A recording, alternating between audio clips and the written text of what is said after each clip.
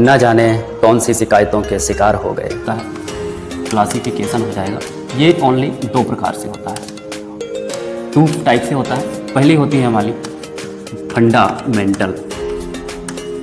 M का यहाँ सीधा अर्थ है मास यानी द्रव्यमान, और एल से मतलब है यहाँ पे लेंथ, जिसका मतलब होता है लंबाई, और टी से होता है हमारा टाइम।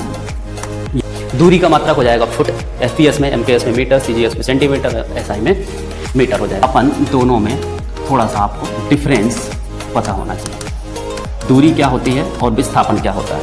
अब अगला आता है हमारा चाल। इन दो चाल और वेग दोनों में डिफरेंस रखना है। त्वरण और मंदन। त्वरण और मंदन में बेसिक सा अंतर है। स्क्वायर मीटर पर सेकंड स्क्वायर, टॉर्क बराबर बल फोर्स इनटू डिस्टेंस। पाउंड में एक क्वार्टर होता है, और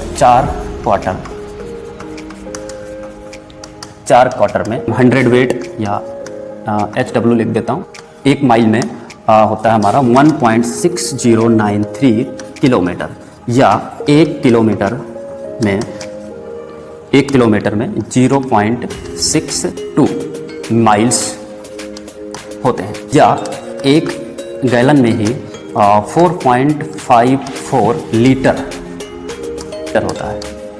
10 की घात -3 मीटर, 10 की घात -6 मीटर, 10 की घात -9 और 10 की घात -12 मीटर। और एक किलोग्राम बल बराबर 9.8 न्यूटन। इसमें एक बार यूनिट यूज होती है, बार जो कि यूनिट प्रेशर की है, दाब की यूनिट है, और इसमें जो 10 की घात 5 न्यूटन पर मीटर स्क्वायर के होता है। एक पाई वर्ड होता है, आपने हो सकता है सुना हो। 4 पाई में एक आना होता है। एक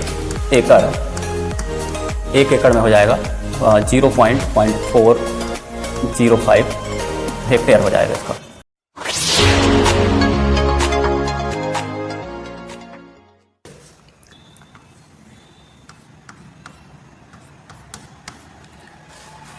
यूनिट के बारे में हमें देखना है आज।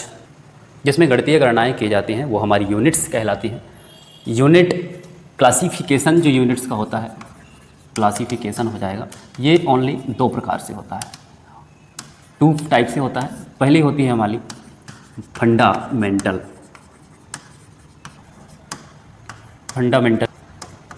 यूनिट, और दूसरी होती है डिराइव्ड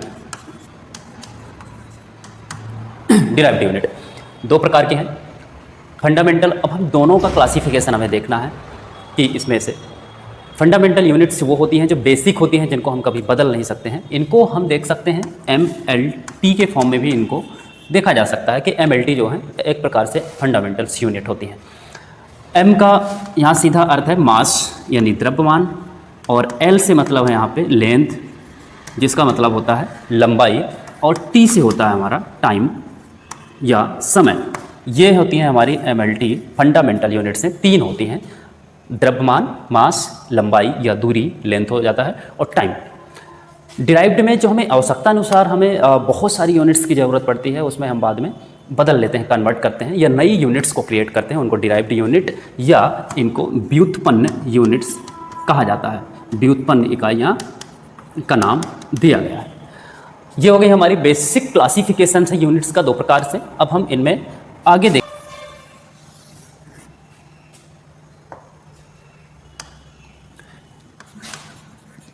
यूनिट्स के एक दो सिस्टम होते हैं, या उनको प्रणाली बोला जाता है हिंदी में, और वो कौन कौन सी होती है वो हमें थोड़ा सा इसमें देखना है।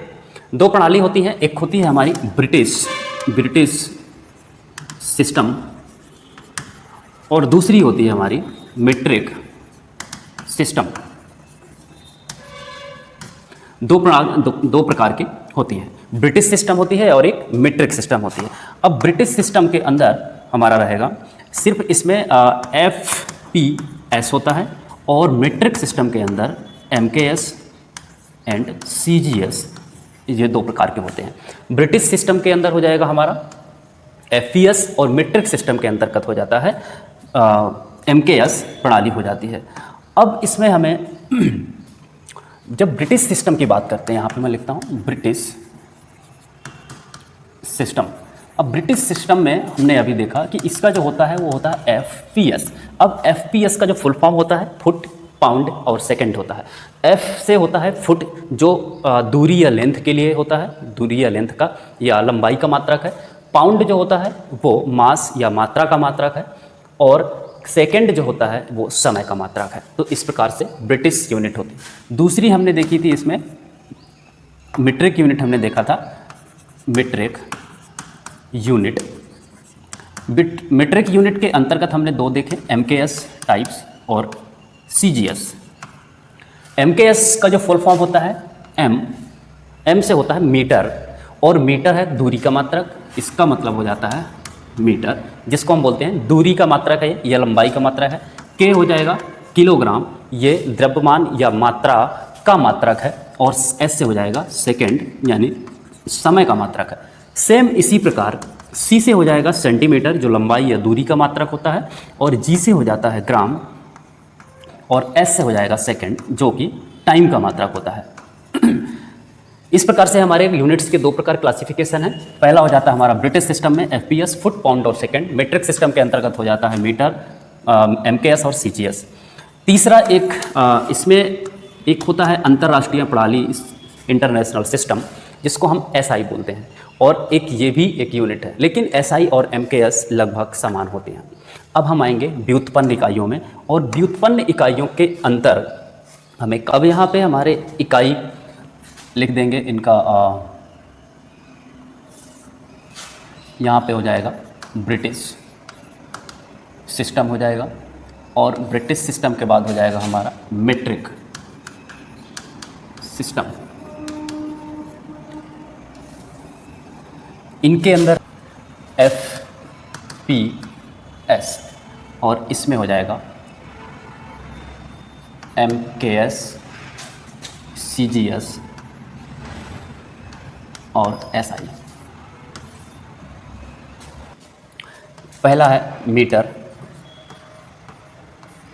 मीटर का FPS में मात्रक होता है फुट, जिसको हम FT से, इसका संकेत होता है FT, इसको डिनोट करते हैं। पहले यहाँ पे पूरे में एक साइड से ले, यहाँ पे हो जाएगा द्रव्यमान, या इसी को बोलते हैं हम मास। तीसरा नंबर का है समय, टाइम। 4 नंबर में आता है, 4 नंबर में हो जाएगा तापमान या टेम्परेचर। 5 में हो जाएगा विद्युत धारा या करंट। 6 में हो जाएगा प्रकाश की मात्रा या तीव्रता या ज्योति तीव्रता, लाइट इंटेंसिटी इसको बोल देते हैं। और एक होती है पदार्थ की मात्रा, पदार्थ की मात्रा। इसका मीटर का ब्रिटिश में FPS में फुट हो जाएगा, और इसको हम बोलते हैं, संकेत इसका हो जाता है FT हो जाता है। MKS में मीटर का मात्रक हो जाएगा मीटर। यहाँ पे माफ़ी चाहूँगा, मीटर की जगह हमें दूरी लिखना, सॉरी, या लंबाई लिख सकते हैं, दूरी। इसका मात्रक हो जाएगा मीटर, और इसको स्मॉल m से डिनोट किया जाता है। CGS में मात्रक हो जाता है सेंटीमीटर, जिसको हम सेंटीमीटर ही सिंबल में डिनोट करते हैं। SI में दूरी का मात्रक मीटर होता है, जिसको हम m सिंबल इनके लिख लेते हैं, m से डिनोट करते हैं। द्रव्यमान का FPS में हो जाएगा पाउंड, जिसको LB सिंबल इसका हो रहा है। MKS में मीटर, MKS में द्रव्यमान का मात्रक होता है किलोग्राम, जिसको सिंबल जिसका होता है kg। CGS में ग्राम हो जाता है, और इसको ग्राम G से डिनोट करते हैं। SI में भी वही किलोग्राम, और इसको kg से डिनोट सिंबल इसका करते हैं। समय का हो जाएगा, सभी में सेकंड होता है, और सेकंड का मात्रक या सिंबल S होता है, स्मॉल s से डिनोट करते हैं। टेम्परेचर तापमान है, ब्रिटिश जो FPS में टेम्परेचर होता है उसको हम बोलते हैं फ़ारेनहाइट या डिग्री, फ़ारेनहाइट बोलते हैं, डिग्री फ़ारेनहाइट। और MKS में हो जाएगा डिग्री सेल्सियस, CGS में भी हो जाएगा डिग्री सेल्सियस, और SI में हो जाएगा केल्विन, जिसको हम कैपिटल K से डिनोट करते हैं, केल्विन। विद्युत धारा का हो जाता है एम्पियर, जिसको कैपिटल M से। सभी में FPS, MKS, CGS और SI चारों में MKS का विद्युत धारा को एम्पियर से डिनोट करते हैं। ज्योति तीव्रता जो होती है, ज्योति तीव्रता को प्रकाश इंटेंसिटी बोलते हैं, लाइट बोलते हैं, और इसको बोलते हैं कैंडेला। सभी में कैंडेला ही इसको कहा जाता है। और इसका जो सिंबल होता है कैपिटल डी और स्मॉल सी, कैपिटल सी और स्मॉल डी होता है। यहाँ पे भी वही कैंडेला, और इसको सी डी से डिनोट करते हैं। यहाँ पे भी सी डी आ जाएगा और यहाँ पे भी सी डी। पदार्थ की मात्रा का मात्रक होता है मोल, MOL, इसको फुल फॉर्म इसका MOLE हो जाता है, और इसमें सभी में मोल होता है। दूरी का मात्रक हो जाएगा फुट, FPS में, MKS में मीटर, CGS में सेंटीमीटर, SI में मीटर हो जाएगा। इस प्रकार से ये फंडामेंटल यूनिट्स कुछ होते हैं। इनके अलावा भी बहुत सारे हैं, अब हमें आगे उनको देखना है कि कौन कौन से हमारी यूनिट्स अभी भी होती हैं। तो अगले पेज में कुछ यूनिट्स के बारे में और हम चर्चा कर रहे हैं। जैसे आपके पास आएगा, एक हो जाता है दूरी और एक हो जाता है विस्थापन। तो दूरी और विस्थापन दोनों में थोड़ा सा आपको डिफरेंस पता होना चाहिए। दूरी क्या होती है और विस्थापन क्या होता है। सिंबल, मात्रक, संकेत इन सब के सेम ही है लगभग, तो सभी को हमें देखना है अलग अलग। जैसे दूरी, कोई एक पॉइंट होता है, यहाँ पे A पॉइंट है और B पॉइंट तक एक रास्ता है। ऐसे A से B तक जाने के लिए यदि हम इस रास्ते से होकर गुजरते हैं, जो ये रास्ता बना हुआ है, इस रास्ते से होकर, और इसकी डिस्टेंस मान लीजिए 20 किलोमीटर है। इसकी डिस्टेंस क्या है, 20 किलोमीटर है, और हमें वहाँ तक पहुँचना है। तो ये जो रोड है, इस रोड से होते हुए जाते हैं A से B तक, तो वो 20 किलोमीटर इसकी दूरी कहलाएगी। लेकिन यहाँ से इसी पॉइंट से यदि हम सीधा A से B पहुँच जाते हैं, तो इसकी डिस्टेंस कंपेयर देन इस रोड के कम होगी थोड़ा सा, और दूरी कुछ भी हो सकती है 20 से कम होगी। लेकिन सीधा रास्ता जा रहे हैं, ये विस्थापन होगा। A से B तक जब जाते हैं आप बिल्कुल साधारण सा शॉर्ट रास्ते से, तो वहाँ पे डिस्प्लेसमेंट हो जाता है, इसको हम बोलेंगे डिस्प्लेसमेंट। डिस्प्लेसमेंट एक प्रकार से शॉर्ट्स होता है। दूरी में जो दूरी की जो डेफिनेशन हो जाएगी वो हो जाएगी दो बिंदुओं के बीच की जो दूरी हम ट्रेवल करते हैं, लंबाई को कवर करते हैं, वो दूरी कहलाती है। लेकिन डिस्प्लेसमेंट या विस्थापन दो बिंदुओं के बीच की न्यूनतम या न्यूनतम दूरी क्या कहलाती है, विस्थापन हो जाती है या डिस्प्लेसमेंट कहलाता है। न्यूनतम दूरी, इसको लंबवत दूरी या परपेंडिकुलर दूरी भी इसी को बोला जा सकता है। इस प्रकार से डिस्प्लेसमेंट और दूरी में अंतर हो जाता है।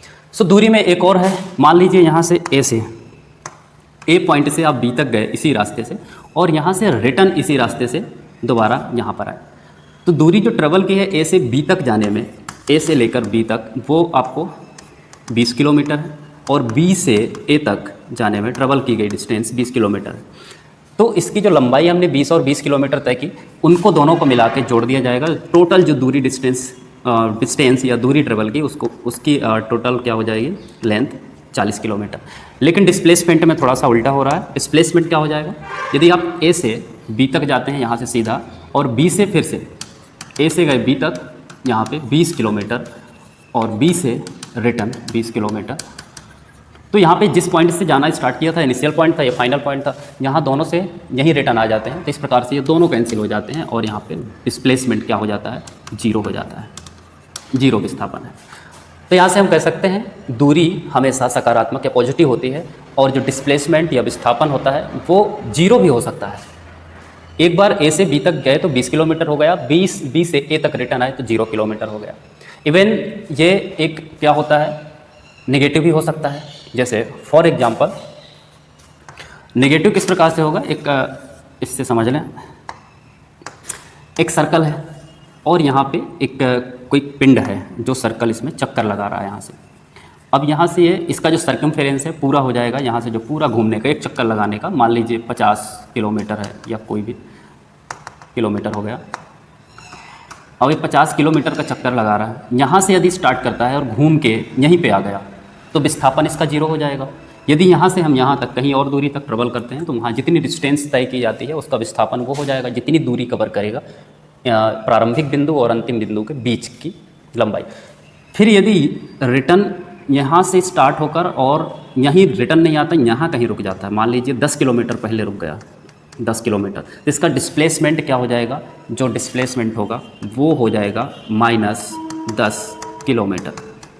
इस प्रकार से यहाँ पे -10 बन जाता है। सो डिस्प्लेसमेंट दूरी जो हो जाती है दो बिंदुओं के बीच की दूरी बीच की लंबाई होती है, और विस्थापन भी दो बिंदुओं के बीच की न्यूनतम दूरी, न्यूनतम लंबाई या लंबवत लंबाई होती है। पहला अंतर हो जाता है। दूसरा अंतर है दूरी। हमने थोड़ी देर पहले देखा था कि इसमें कई प्रकार से वो ट्रेवल कर रही है। कैसे? उसकी डिस्टेंस बार बार बदल रही है कि ए से बी तक जा रहा है तो इस तरीके से करके। अब यहाँ से इसकी डिस्टेंस बार बार बदल रही है, कभी नॉर्थ को जा रही है ऊपर की ओर, कभी राइट।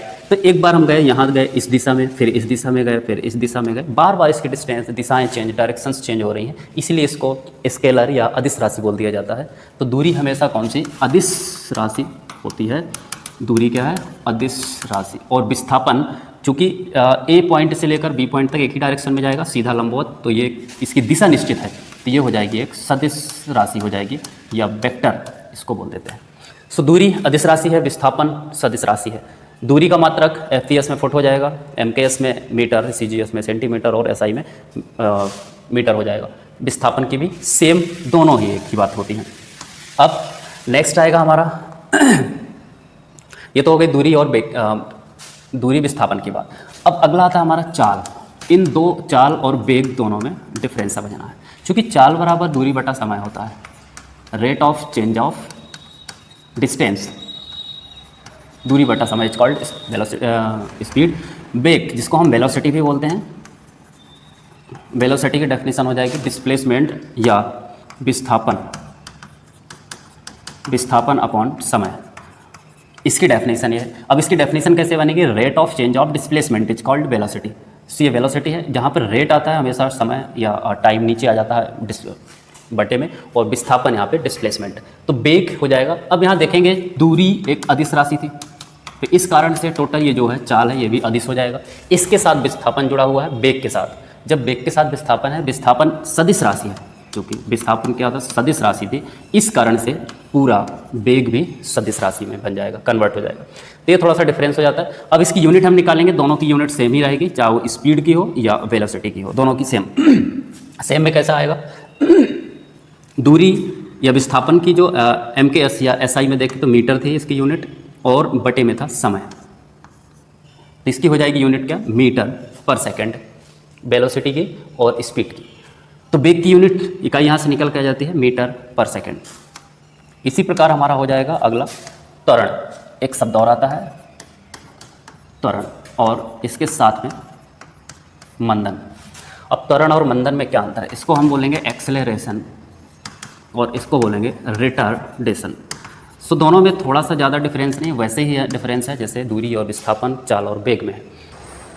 न जाने कौन सी शिकायतों के शिकार हो गए, न जाने कौन सी शिकायतों के शिकार हो गए, जितना दिल साफ रखा उतने ही गुनहगार हो गए।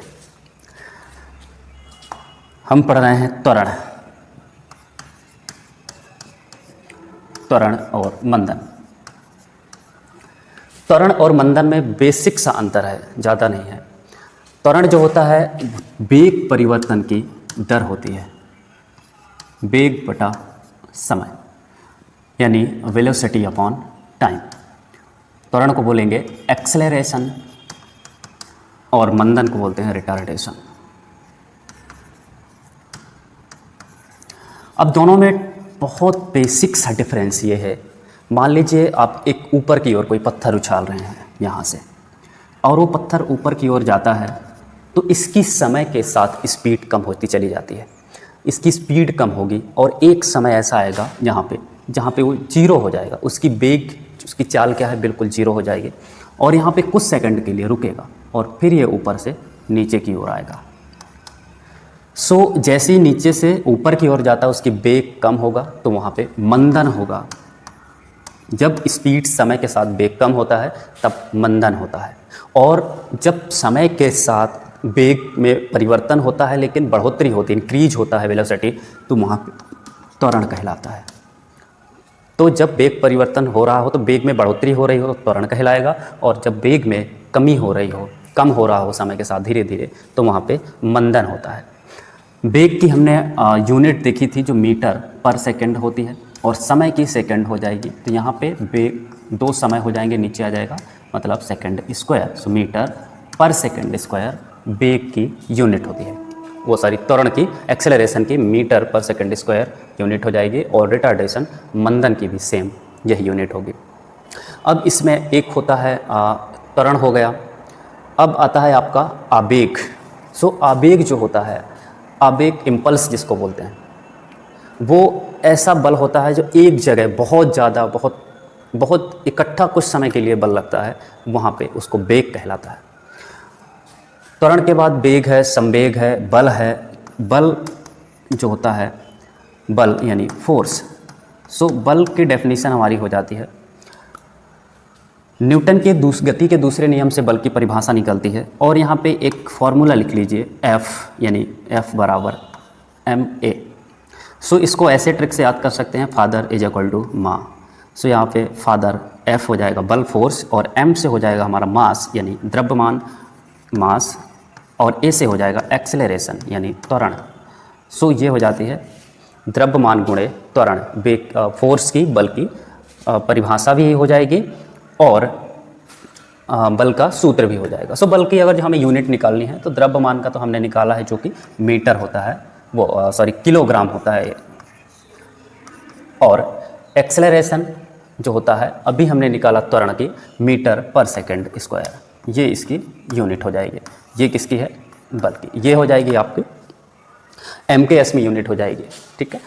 अब इनकी सबकी अलग अलग होगी। अब जैसे त्वरण की हम देख रहे थे तो ये MKS में लिखी हुई है, मीटर पर सेकंड स्क्वायर। यदि CGS में है यही तो यहाँ पे सेंटीमीटर पर सेकंड स्क्वायर, और यदि SI में है तो ये मीटर पर सेकंड स्क्वायर। और यदि त्वरण की यूनिट हमें ब्रिटिश में देखनी है, FPS में, तो FPS में वहाँ पे हो जाएगी फीट पर सेकंड स्क्वायर। इसी प्रकार से बल की लेकिन अलग अलग होती है। बल की MKS में ये यूनिट होती है, SI जो होता है, SI में इसकी यूनिट न्यूटन होती है, न्यूटन हो जाएगी। बल की SI में न्यूटन, यहाँ पे एक अलग से लिख लेते हैं। फोर्स की जो यूनिट है तो उसमें SI में अभी हमने निकाला जो किलोग्राम मीटर पर सेकंड स्क्वायर होती है, और MKS ये MKS में होती है,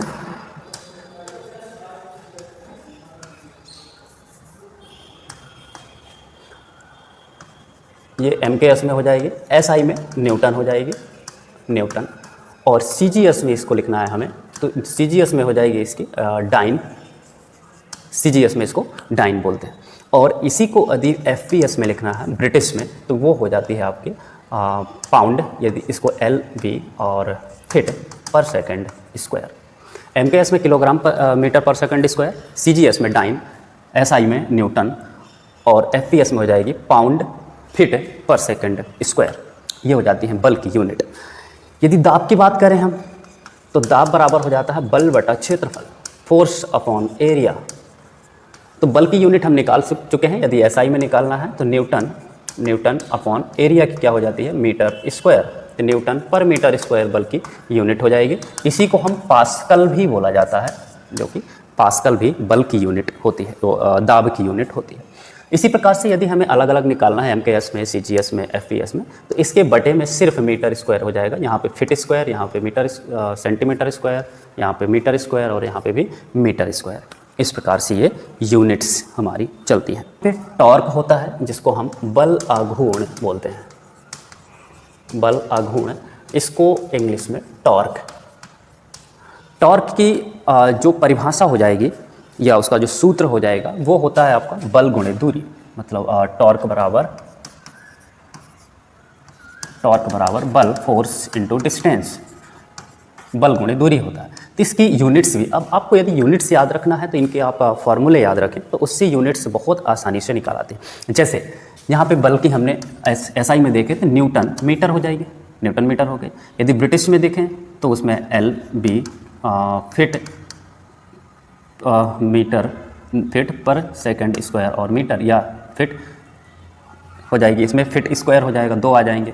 और यदि SI में हम निकालते हैं, SI में हो, MKS में होगा, CGS में, ब्रिटिश में, ऐसे ही उसको हर जगह इसको आप चेंज कर सकते हैं। तो इसकी यूनिट SI ज़्यादा पूछता है, इसलिए आपको SI याद रखना है। न्यूटन मीटर स्क्वायर हो जाती है, ये हो जाती है हमारी टॉर्क की यूनिट हो जाती है। अब हमने जो देखे थे MLT, जो देखे थे हमारी जो मूलभूत इकाइयाँ थी, जैसे पहले हम बात करते हैं मास यानी द्रव्यमान की। तो द्रव्यमान में छोटी यूनिट और बड़ी यूनिट, कई प्रकार की यूनिट होती हैं। तो सबसे पहले हम इसकी बात करेंगे मास की। और देखिए, मास हो गया और इसके बाद से हमारा आएगा द्रव्यमान के बाद आएगा हमारा दूरी या लेंथ के लिए और समय के लिए। तो मास को, द्रव्यमान को हम सभी ब्रिटिश में, मतलब FPS में भी देखेंगे और MKS में भी देखेंगे, मीट्रिक में भी देखेंगे। तो यहाँ पे मैं ब्रिटिश की बात करूँ, मास को इसमें हम FPS या ब्रिटिश यूनिट में इसको हम देखने की, ब्रिटिश सिस्टम में देखने का प्रयास करेंगे। सो मास कैसे एक दूसरे से कैसे कनेक्ट होता है, इनकी बहुत सारी इकाइयाँ, जैसे आपने नाम सुना होगा ग्राम, किलोग्राम, मन, टन, क्विंटल, ये सब होती हैं जो बढ़ते क्रम में होती हैं। तो इसी प्रकार से जब मात्रा, मास, द्रव्यमान को छोटी यूनिट में हमें वेट करना है, इसके बाद से कुछ छोटा, जैसे हम गोल्ड वेट कर रहे हैं या छोटी चीज़ें ले रहे हैं दुकान से, कभी बड़े बड़े सामान लेते हैं जो ज़्यादा हमें वेट करना है, तो उसकी यूनिट्स भी बहुत अलग अलग होती हैं। 10 ग्राम बराबर 1 औंस होता है और 16 औंस, 16 औंस में क्या, देखिए 10 ग्राम बराबर 1 औंस होता है और 16 औंस में 1 पाउंड होता है। और 28 पाउंड में 1 क्वार्टर होता है और 4 क्वार्टर में इसको बोलेंगे हम 100 वेट या HW लिख देता हूँ, 100 वेट। तो 10 ग्राम में 1 औंस, 16 औंस में 1 पाउंड, 28 पाउंड में 1 क्वार्टर और 4 क्वार्टर में 100 वेट हो जाता है। और यदि हम इसमें देखें कि 20 100 वेट, 20 HW बराबर 1 टन, 1 टन। तो ये हमारी मात्रा की कुछ यूनिट्स हैं जो हम यहाँ पे देख सकते हैं कि 10 ग्राम में 1 औंस होता है और 16 औंस में 1 पाउंड होता है, 28 पाउंड का 1 क्वार्टर होता है, 4 क्वार्टर में 100 वेट और 20 100 वेट में 1 टन होता है। अब टन तो आपको पता होगा कि 1000 किलोग्राम में या 1 टन बराबर 1000 किलोग्राम के होता है। तो ये हालांकि यूनिट हमारी मीट्रिक में आ जाती है, लेकिन ये हमारे होते हैं मात्रा, FPS ब्रिटिश के मात्रक होते हैं। अब ये हमारा हो गया FPS ब्रिटिश में ही, ब्रिटिश में हो जाता है। हम चल रहे हैं क्या, ब्रिटिश यूनिट देख रहे हैं। ब्रिटिश में मास हमने देख लिया, अब बारी आती है लेंथ की। लेंथ, इसमें लंबाई को हम कैसे देखेंगे। सो आप देख सकते हैं कि यहाँ पे मैं लिख दूँ 25.4 मिलीमीटर या 2.54 सेंटीमीटर में 1 इंच होता है। 1 इंच मतलब 1 इंच बराबर 2.54 सेंटीमीटर या 25.54 मिलीमीटर होता है। 12 इंच में 1 फिट हो जाएगा, 1 फिट, और 3 फिट बराबर 1 गज या इंग्लिश में इसको यार्ड बोलते हैं। 220 यार्ड में 1 फरलॉन्ग होता है और 8 फरलॉन्ग के 1 मील होता है। और 1 मील में, 1 माइल में होता है हमारा 1.6093 किलोमीटर या 1 किलोमीटर में 0.62 माइल्स होते हैं।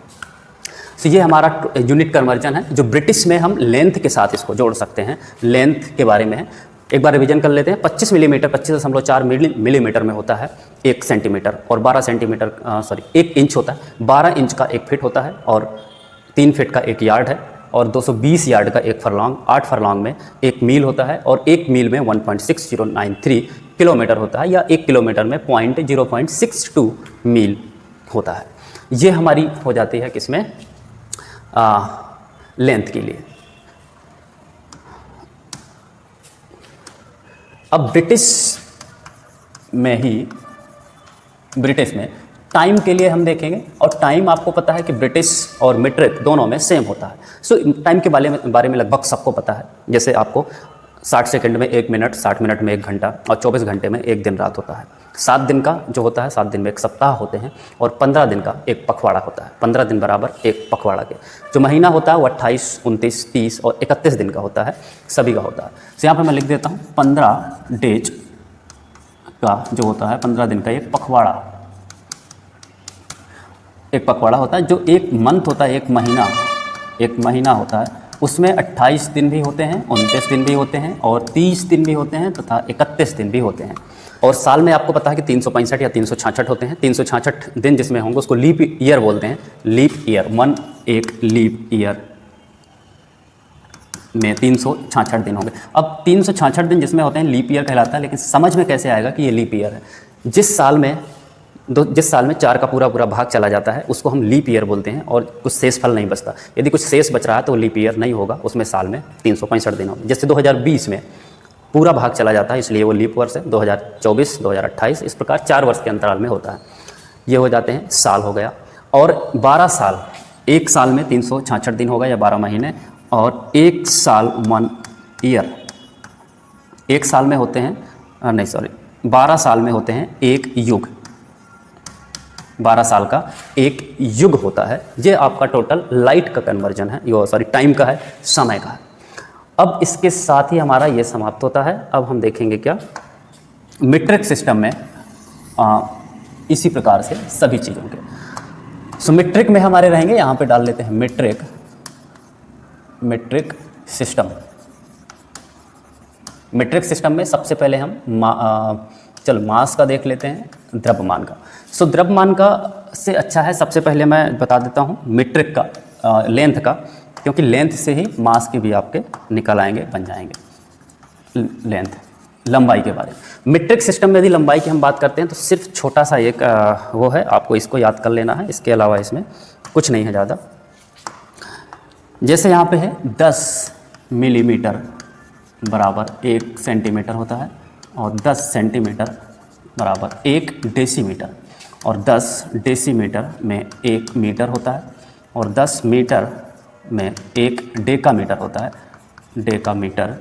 और 10 डेकामीटर बराबर 1 हेक्टोमीटर और 10 हेक्टोमीटर बराबर 1 किलोमीटर, या 1 किलोमीटर में 1000 मीटर भी होता है और 1 किलोमीटर में थोड़ी देर पहले चर्चा की थी कि 0.62 मील के होता है। ये आपका लेंथ के मामले में मीट्रिक सिस्टम का कन्वर्जन है। अब अगर मास के लिए हमें देखना है, द्रव्यमान के लिए, तो द्रव्यमान में आपका आ जाएगा जहाँ पे लिखा हुआ है मिलीमीटर, जहाँ पे मिलीमीटर लिखा है वहाँ पे ग्राम लगा देना। मिलीग्राम, सेंटीग्राम, ये सब डेसीमीटर। सो यहाँ पे मिलीग्राम, सेंटीग्राम, डेसीग्राम, फिर ग्राम, फिर डेकाग्राम, इस प्रकार से उसमें आ जाएगा। अब इसके बाद से हम बढ़ेंगे समय के लिए, तो हमने देख ही लिया है पूरा, उसमें कुछ देखना है नहीं है। ब्रिटिश और मीट्रिक में समय का सेम होता है। वक्त और कदर दोनों बड़े कितने अलग अलग हैं। जिसकी हम कद्र करते हैं वो हमें वक्त नहीं देता, और जिसके लिए वक्त देते हैं वो हमारी कद्र नहीं करता। 1 ग्राम, 1 ग्राम में होता है 15.4 ग्रेन के, 432 ग्रेन होता है। ये हमारा हो जाता है 1 ग्राम बराबर। 1 किलोग्राम बराबर 2.204 पाउंड के हो जाएगा। और पाउंड की ही बात करें तो हम 2240 पाउंड में 1 टन होता है। ये कन्वर्जन भी आपको, ये थोड़ा सा याद करने लायक है, इनको आप याद रख लीजिए। 1 ग्राम में 15.4 या आप 15.5 याद कर सकते हैं ग्रेन होता है। 1 किलोग्राम में 2.2 पाउंड के होता है और 2240 पाउंड, ये नहीं भी याद होता तो हम निकाल सकते हैं इसको। यहाँ पे एक बहुत इम्पॉर्टेंट है जो यूनिट, इसको सबसे ज़्यादा आप इसको याद रखिए। 1 गैलन, 1 गैलन होता है, इसको हिंदी में लिख लेते हैं।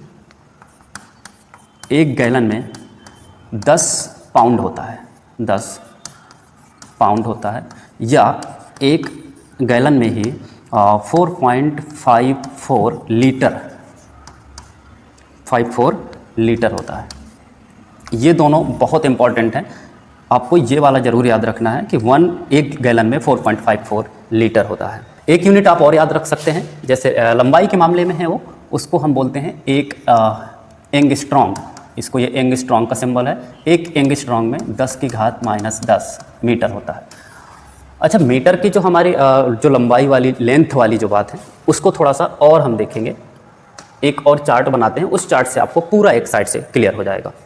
यहाँ पे एक मैं चार्ट लिखता हूँ जो ऐसे चलेगा। यहाँ पे टेरा के बाद गीगा, मेगा, फिर किलो, ये घटते क्रम में है। बाद किलो के बाद आ जाएगा हेक्टो के बाद डेका।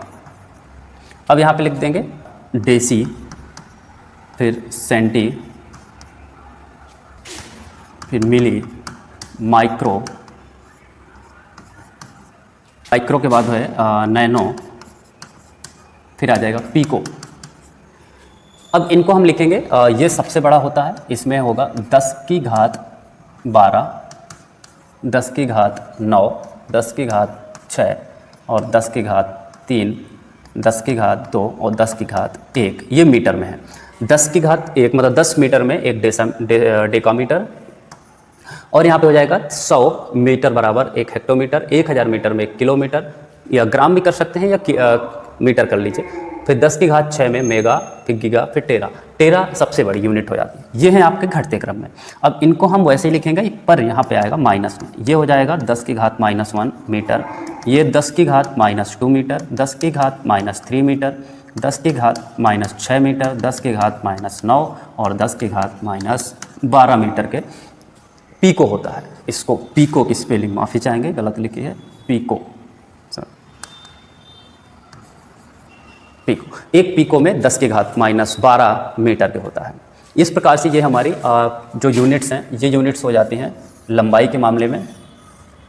अब बस इन यूनिट्स के बिहाफ पे हम लंबाई के लिए टोटल हम कन्वर्ट कर सकते हैं, जो भी यूनिट कन्वर्जन होगा। हमने ब्रिटिश और मीट्रिक में द्रव्यमान को देख लिया, मात्रा को, हमने लंबाई भी देख ली और हमने समय भी। अब थोड़ा सा टेम्परेचर के बारे में हम देख लेते हैं कि टेम्परेचर में हमारी कौन कौन सी यूनिट्स आती हैं। टेम्परेचर के लिए हम एक नॉर्मल सा हमारा एक फार्मूला है, उसको हम याद रख सकते हैं कि C/100 बराबर F - 32/180, और यहाँ पे R को र्यूमर बोलते हैं 80, और K - 273/100। इस फार्मूले से इनके नाम हैं डिग्री सेंटीग्रेड, फ़ारेनहाइट, र्यूमर और केल्विन। सो टेम्परेचर के जो ब्रिटिश में होता है वो फ़ारेनहाइट होता है, ब्रिटिश में FPS में, और केल्विन SI में यूनिट होती है टेम्परेचर के लिए, और सेल्सियस होती है डिग्री CGS में और MKS में। तो इसके बदौलत हम पूरा, यही एक टेम्परेचर का एक सिंपल सा एक छोटा सा एक फार्मूला है। यदि आपको निकालना है, मान लीजिए सेल्सियस को र्यूमर में चेंज करना है, तो आप इसको ये वाला सूत्र यहाँ पे लिखेंगे R/180। अब इसका एक सूत्र और आपको कहीं लिखा हुआ हो सकता है मिले, तो इसमें आपको अलग नहीं होगा। C/ यहाँ पे आ जाएगा 5 और F - 32/9 और अपॉन इसमें हो जाएगा 4 और K - 273/5। सो ये जो होते हैं इसमें कुछ नहीं, 20 का हमने लिया है कॉमन। सो 20 के हिसाब से इसमें आ जाएगा 5, 9, 4 और 5। इसमें ये हो जाएगा हमारा कॉमन ले लिया, तो ये बचता है। ये फार्मूला भी वही है, सेम है, कोई इसमें ज़्यादा डिफरेंस नहीं है। सो यूनिट कन्वर्जन में बहुत सारे हैं ऐसे जो आपके कभी ख़त्म नहीं होने वाले, क्योंकि अलग अलग जो नाम होते हैं सबकी यूनिट्स होती हैं। तो उन यूनिट के बिहाफ पे हम कितने भी सारे यहाँ पे अलग अलग, जब अलग अलग टॉपिक पढ़ेंगे उसमें अलग अलग डिस्कस हो सकते हैं। पर ये बहुत सारे इंपॉर्टेंट हैं जो किसी न किसी कॉम्पिटिटिव एग्जाम में आपके आते रहते हैं, जैसे रेलवे में हो गया, बहुत सारे ऐसे जो टेक्निकल जहाँ पे रहता है या साइंस वाला पोर्सन रहता है वहाँ पे आपके आ जाते हैं। जैसे यहाँ पे एक ऊर्जा की बात करें, ऊर्जा, एनर्जी, तो कार्य करने की क्षमता को एनर्जी कहते हैं, जिसमें हम कार्य करते हैं। और एनर्जी और कार्य दोनों का एक अब एनर्जी आपको दो प्रकार की मिलेंगी, एक काइनेटिक एनर्जी, एक पोटेंशियल एनर्जी, स्थितिज ऊर्जा और गतिज ऊर्जा। तो इसकी हम यूनिट देखेंगे। जो एक इसमें एक वर्ड यूज होता है, ये ब्रिटिश थर्मल यूनिट, BTU बोलते हैं। एक ब्रिटिश थर्मल यूनिट जो होता है उसमें, एक ब्रिटिश थर्मल यूनिट में 252 कैलोरी होता है, और एक कैलोरी में हो जाएगा आपका 4.187 जूल। सो कैलोरी को हम जूल में, ये आपको दोनों ना याद हो पाए तो ये आपको ज़रूर माइंड में रखना है कि एक कैलोरी बराबर 4.187 जूल होता है, ये आपको रिमाइंड रखना। हमने थोड़ी देर पहले बल की बात की थी, फोर्स की, तो यहाँ पे थोड़ा सा एक चीज़ और याद रख लीजिए। जो बल के क्षेत्र में एक पाउंड का जो बल होगा, एक पाउंड का बल होगा उसमें 4.448 न्यूटन होता है, और 1 किलोग्राम बल बराबर हो जाएगा हमारा 9.8 न्यूटन। तो ये ज़्यादा इंपॉर्टेंट, इसको भी आपको स्टार लगा के इसको लिखना है। इसको आपको याद रखना कि 1 किलोग्राम बल में 9.8 न्यूटन होता है। अब ये आपका धरती का है, अलग अलग, ये गुरुत्वाकर्षण में भी यही काम आएगा आपका। न्यूमेरिकल में यदि कोई सवाल आ गया तो वहाँ पे ये काम आ सकता है। अब इसके बाद हमारी बारी आती है शक्ति यानी पावर। सो पावर के बारे में, कार्य करने की दर शक्ति कहलाती है। सो शक्ति का हो जाएगा कार्य यानी वर्क अपॉन समय या टाइम। अब कार्य की जैसे जूल होती है यूनिट, तो यहाँ पे इसकी जूल हो जाएगी जूल प्रति सेकंड। शक्ति में आपके बहुत सारे नाम आएंगे, एक अश्व शक्ति हॉर्स पावर आएगा, इंडिकेटेड हॉर्स पावर आएगा, बीएचपी आता है, ब्रेक हॉर्स पावर आता है। सो यदि मैं यहाँ पे बात करूँ हॉर्स पावर, तो यहाँ पे जो हमें याद रखना है उसको इंपॉर्टेंट लिख लेते हैं। एक हॉर्स पावर में 746 वाट होता है, और वाट भी शक्ति की एक यूनिट है। ये जो होता है ये हमारा ब्रिटिश में होता है, ये ब्रिटिश में है। और एक हॉर्स पावर में 735 वाट होता है, ये होता है हमारा मीट्रिक में। तो अगर जो कहीं भी आता है कि एक हॉर्स पावर या 1 एचपी में, तो 746 वाट होता है, लेकिन वो ब्रिटिश में होता है। और 735 दशमलव, यहाँ पे दशमलव भी और होता है, 735.5 वाट होता है, मीट्रिक में हो जाएगा। ब्रेक हॉर्स पावर होता है, फिर इंडिकेटेड हॉर्स पावर होता है, इसी से हम फिर बीएचपी एफिशिएंसी निकालते हैं। इसके बाद हमने थोड़ी देर पहले बात की थी दाब की, प्रेशर की। जो दाब बल बटा क्षेत्रफल होता था, force upon area, pressure is equal to, इसमें एक बार यूनिट यूज होती है। बार जो कि यूनिट प्रेशर की है, दाब की यूनिट है, और इसमें जो 10⁵ न्यूटन पर मीटर स्क्वायर के होता है एक बार में। एक बार बराबर, इसको भी याद रखने योग्य है। अगर जो हम यहाँ पे एंगल की बात करें, एंगल यानी कोण की, तो यहाँ पे होता है एक रेडियन होता है जो, तो एक रेडियन में 57.3 डिग्री होता है। एक रेडियन में 57.30, और एक होता है पाई, तो पाई रेडियन में हो जाएगा 180 डिग्री, ये कोण में है। सो पाई रेडियन आपको याद रखना है कि पाई बराबर होता है, अगर जो कोण की मैं बात पूछे, हालांकि पाई की वैल्यू वो अलग होती है जो 22/7 3.17, ये रेडियन के केस में पाई की वैल्यू 180 डिग्री होती है। यदि 2 पाई लिखा हुआ है तो 360 हो जाएगा, यदि पाई/2 लिखा हुआ है तो 90 डिग्री हो जाएगा, और पाई की वैल्यू ये हो गई, और 2 पाई की हो जाएगी आपकी 360 हो जाएगी। मतलब इसमें पाई का इसमें गुणा करते चले जाना है, उस प्रकार से आपकी निकल आई। अब यहाँ पे हमारी बात आती है एक, यदि इंडियन करेंसी की बात करें, इंडियन करेंसी लास्ट में बात कर लेते हैं हम, करेंसी। तो इंडियन करेंसी में आपको जैसे मालूम ही होगा, पर कुछ आपको याद रखना है। जैसे एक पाई वर्ड होता है, आपने हो सकता है सुना हो, 4 पाई में 1 आना होता है, और 16 आने में 1 रुपया होता है, या 100 पैसे का भी 1 रुपया होता है। 25 पैसे में 4 आने हो जाएंगे, और 4 पाई का 1 आना हो जाएगा। इस प्रकार से ये भी आपको यदि एग्जाम में सवाल पूछा जाएगा तो या तो पाई से आएगा या तो आने से आएगा। इतने ही 2 क्वेश्चंस इसमें बनते हैं।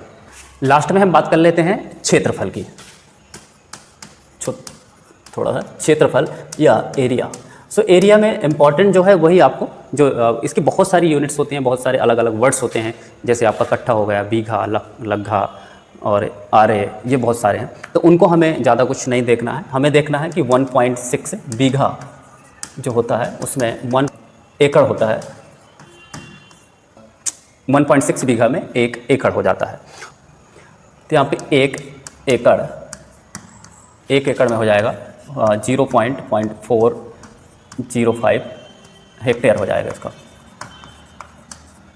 ठीक है। 1 एकड़ में 0.405 हेक्टेयर हो जाएगा। और यदि एकड़ की बात करें हेक्टेयर में, तो 1 हेक्टेयर में यदि आप डायरेक्ट 1/4 0.405 करेंगे तो यहाँ पे आपको निकल के आएगा ये 2.5 के आसपास आता है, जो 2.4 एकड़ के होता है, या इसको एकड़ इंग्लिश में भी एकड़ ही लिखा जाता है, ACRE। सो ये हो जाता है 2.4 एकड़। ये आपके टोटल यूनिट कन्वर्जन है। इसके बाद से यदि आप चाहें तो और टॉर्क के बारे में पढ़ सकते हैं, इम्पल्स के बारे में पढ़ सकते हैं, संवेग के बारे में पढ़ सकते हैं।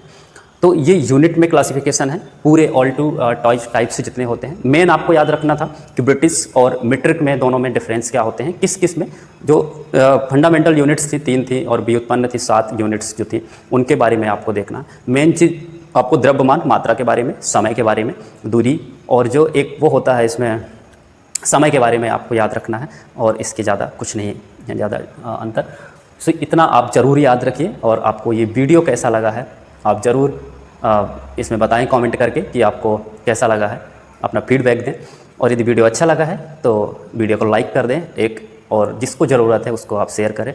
यदि आप वीडियो अच्छा लगा और इसी प्रकार की वीडियो और देखना चाहते हैं, क्योंकि नेक्स्ट अब रेगुलर वीडियो आने वाली हैं, तो उसमें आप उसके लिए चैनल को सब्सक्राइब कर लें, और सब्सक्राइब तो कर ही लेना है। सो धन्यवाद वीडियो देखने के लिए, स्पेशल फॉर यू। एंड पढ़ते रहिए और वीडियो भी देखते रहिए। चैनल को सब्सक्राइब ज़रूर करें और लोगों के साथ शेयर कर दें जिसके पास भी आप ज़रूरत हो, जिसको ये वीडियो की